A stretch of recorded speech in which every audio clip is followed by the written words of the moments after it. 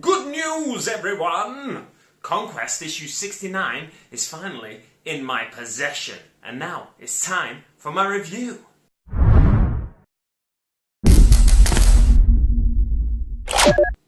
That's right guys, Big Mate Dan School back here again today with another video about Conquest for you. It's Conquest issue 69, and just before we get started, let's remind you of a few things, shall we? I've got a small giveaway running for Christmas, or over the Christmas period, until around about the 6th of January, which will be the cut-off date. That's like the last day of Christmas. I'll pop a link in the description below. I'll try and remember to pop links up, maybe up here in the top left corner, but I guess we'll see. Yes, Conquest issue 69. Let's crack on with that. No, not yet. Let's give a shout out to the Hobby Corner as well for more Conquest content. Don't forget to check the link in the description below to his channel. And Tabletop Donkeys, the Tabletop Donkeys, check out them for Conquest battle reports if you like. And what else? Anything else? I don't think so. I think that's about it for the shout out roundup. Yes, so on with the issue. Get yourself a brew, like this is, you know, brewing here. Got a new coffee machine for Christmas, so of course I'm using it loads and I'm a jittery mess as we speak. But yeah, what do we get in this week's issue of Conquest? We get a Playgreen champion, fantastic, and discover the Astra Militarum and the Indominus Crusade. There's lots more content than just that inside though. But first let's discuss the Playgreen champion. It's a £17.50 miniature. It's a $7.99 magazine, so you're saving a decent amount there. You're saving over half the price of the miniature. He has a bolter. He has a sassy Nurgling on the base that we've all been waiting for. And he also has a Nurgling on his shoulder there as well. A power fist and a plague knife. He is a very well equipped Playgreen champion. So let's learn about him. Not just yet though, because when we open the first page, we get Dark Angel's successor chapters. Now, in my opinion, Dark Angel's successor chapters have some of the best paint schemes out there. I love like bony colours. I love dark green colour. I love dark colours in general, like blacks and stuff. So all of these successor chapters, and red's a nice colour as well, isn't it? All of these successor chapters on these next couple of pages, apart from one actually, I've just realised, they're all like quite to my taste in terms of colour at least, if not the actual doctrines of the chapters. Let's talk about a couple of them. Which one should I pick out? I'm going to close my eyes and pick one out. That one. Right, so we'll talk about the Angels of Absolution. Most of the Unforgiven feel great shame for the event that shattered Caliban. The Angels of Absolution do not share these feelings, telling themselves that the loyalist Dark Angels did everything they could to avert disaster. However, they are still driven to hunt down and punish the fallen. On to the next page, we'll pick another one out. Let's go for the Angels of Defiance, because they are one of the new Primaris chapters. The Angels of Defiance are a Primaris chapter, founded in the darkest hour of the Imperium. That would be the when the lights went out on the Imperium, basically. The light of the Astronomicon was severed from massive parts of the galaxy. They have become a beacon of hope amidst despair and misery. They earned numerous commendations during the many battles of Rebute Gilliman's Indominus Crusade. Yeah, so a new Primaris chapter there. We've got a page falling out, so let's make a slight adjustment and crack on. New Primaris chapter, as most, if not all, of the original founding chapters have new successors, along with the Indominus Crusade and the Awakening of Rebute Gilliman. On to the Astra Militarum. Yeah, so the Astra Militarum is one of the latest factions, and you'd have thought maybe we might have discussed these earlier in the run of Conquest, but there's a lot of factions to get through, so some of them got kind of pushed to the side. And once we've got all the factions available, there's so many factions in 40k right now. Factions and sub-factions, of course. But the Astra Militarum are a massively varied faction. They used to have lots of different ranges of miniatures. Some of them you can still get, some of them you can't anymore. They used to have horse-mounted miniatures, which I don't think you can get anymore, the Rough Riders. They used to have these sort of Russian-inspired miniatures. Basically, armies from all over the world and from throughout history have inspired various regiments of the Astra Militarum, or the Imperial Guard as they're known in Low Gothic, or just like to most older hobbyists, they're known as the Imperial Guard. But yeah, they're basically the go-to soldiery of the Imperium. You can't be making everybody into an Astartes, a Space Marine, because not everybody survives that process. So what the Astra Militarum lack in physical prowess and strength, they have in numbers. So yeah, what they lack in accuracy of fire, they have in number of shots. It's all about the numbers. It's a numbers game for the Astra Militarum. Yeah, and on the next page we have some of the regiments. I'll just run through them. Cadian Shock Troopers there, top left. Katachan Jungle Fighter, Valhallan Ice Warrior, Death Corps of Krieg, Vostroyan Firstborn, Armageddon Steel Legion, Talon Desert Raiders, and the Mordian Iron Guard officer there. Onto the Astra Militarum showcase as well. We've got some lovely miniatures here.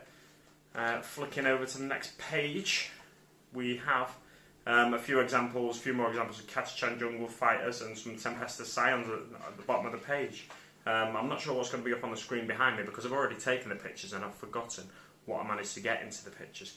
Onto the next page, it talks a little bit more about the Indominus Crusade.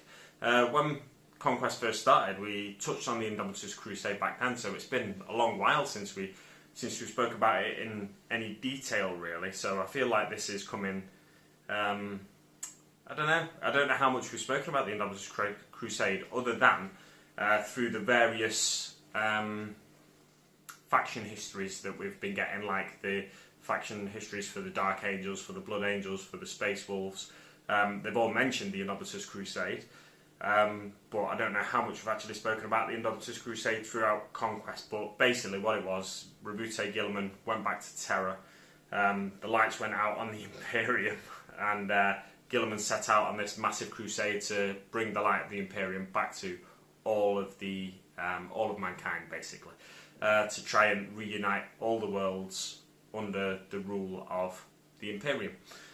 Very similar to the Great Crusade during the times of the Horus Heresy, but instead of the Emperor being at the head of the crusade, or Horus when he became War Master, Guilliman is at the head of the crusade, and he uses all forces at his disposal, including the Astra Militarum, but also the Adeptus Custodes, Sisters of Silence, Adeptus Sororitas, Knights, Primaris Space Marines, brand new Space Marines, and yeah, all of the Imperial forces he has at his disposal are employed. On to the next page, the Demons of Nurgle, Epidemus, Shakademus and Pliers. Epidemus is a talisman of Nurgle. I've seen this miniature before. It's a really old miniature, and it's kind of I don't know. I don't want to do the miniature too much disservice because it's very much of its time, I think. But it's like seeing a low definition image from a 90s TV program and comparing it to a modern blockbuster film. The new CAD design, computer-aided designed miniatures, comparing it to this, it's like two very different techniques have been used to produce these miniatures. It's basically a demon that's a plague bearer that is also a talisman, and he's carried on a palanquin, which is carried along by a load of Nurglings. But it looks like it's lacking definition to me. I've seen the miniature before, but I've never really spent much time looking at it because it's not a miniature that attracts me to it and grabs my attention. It kind of looks like, you can barely, I'm looking at it now, I can barely pick out the actual talisman Epidemus, the main focal point of the miniature. I can barely pick him out. My eye's not particularly drawn to him in any way. So it's not a miniature that I'm particularly fond of, but it's a miniature that represents that character, and who knows, maybe we'll get a new Epidemus miniature in the near future. But he's like a talisman of Nurgle. He's always at the forefront of the fighting. He's trying not to get involved in the fighting, because what his job is to count all the poxes of Nurgle, all the diseases of Nurgle, and make a record of how successful they are, how much they spread, how many people they infect. And Nurgle, then, the god Nurgle, learns all this and then works on the diseases that he's brewing in his cauldron, and tries to come up with improvements to each one to increase the infection rate and stuff like that. So it's all really heavily narrative based stuff, and it's quite an integral character really to the plots and the ploys of Nurgle. On to the next page, we've got Legacy of Secrecy, more Dark Angel stuff. This is a set of just bits of information really about the Dark Angels in the time when Gilliman's back. So it talks about the massacre at Darkmoor. Forces of half a dozen Unforgiven chapters descend on the shrine world of Darkmoor, including multiple companies from the Angels of Vengeance, the Consecrators, and the Guardians of the Covenants. All have followed their librarian's vision to the planet, searching for fallen Dark Angels, but little beknownst to them, it's all a plot to basically destroy a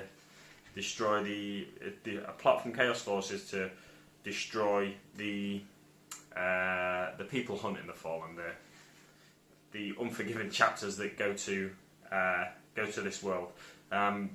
Warp storms rage above the planet. They abate to allow the Unforgiven forces to make planetfall, and then the warp storms start to rage again, so they can't get off the planet basically. They're trapped in there, and it's like a slaughter box.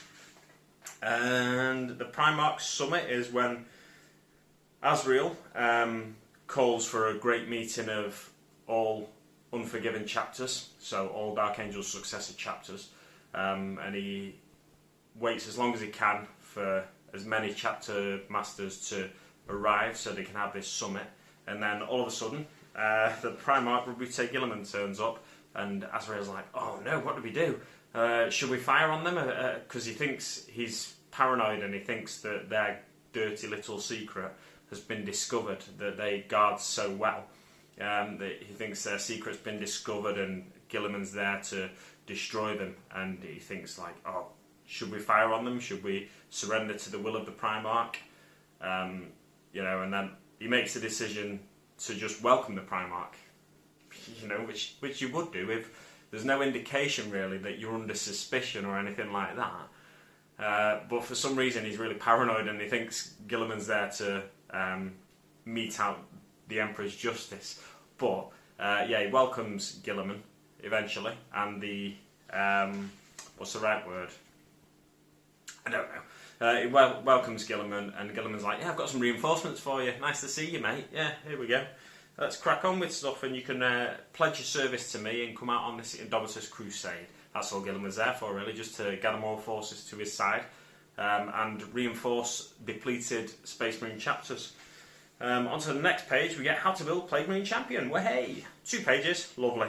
Bish bash bosh. Few options in there. He's got a couple of head options. The Nurglings you don't have to glue on if you don't want, but I think they add something to the miniature, don't they? On to the next few pages. 1, 2, 3, 4. 4 pages in total. How to paint the Playgreen Champion. We've got a nice little paint job at the end there. That's what you're seeing on the screen behind me. And then it's the mission briefing, mission 53. This is parole duty. There's a short story there that gets you in the mood to play this mission, I think. It's about a squad of intercessors that are making a patrol, and the Ultramarines have set up a roadblock on certain roadways to try and aid the evacuation of the area, and the Death Guard wants to break through that roadblock and get to the other side. So the whole mission is based on the Death Guard trying to get from their deployment zone to the other side of the battlefield. Both sides consist of 40 power rating and 3 command points each.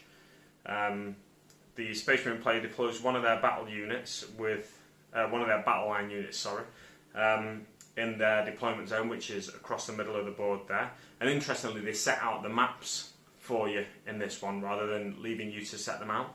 But they do say you can place the terrain in an agreed way between you and your opponent. The Death Guard player deploys all their units in the green deployment zone. At the start of the Space Marine player's first movement phase, the remaining units will move onto the battle map from the Space Marine player's mat edge. The Death Guard player takes the first turn. So the Death Guard player get like free reign to try and take out that Space Marine squad that's in the middle of the battlefield there, before the Space Marine player gets to even bring anything else onto the battlefield. And the victory conditions: the Death Guard score 2 victory points for each unit that ends the game in the objective zone, the red zone marked opposite to the Death Guard deployment zone. Kill the enemy warlord, 1 victory point. Space Marines score 1 victory point for each enemy unit eliminated. And the game lasts 5 battle rounds. Fantastic. What are we getting? In next week's issue of Conquest, we're getting 2 paints.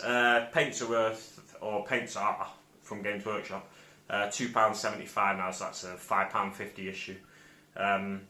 So you're losing a little bit of money on that rather than just going to Games Workshop and buying the paints yourself.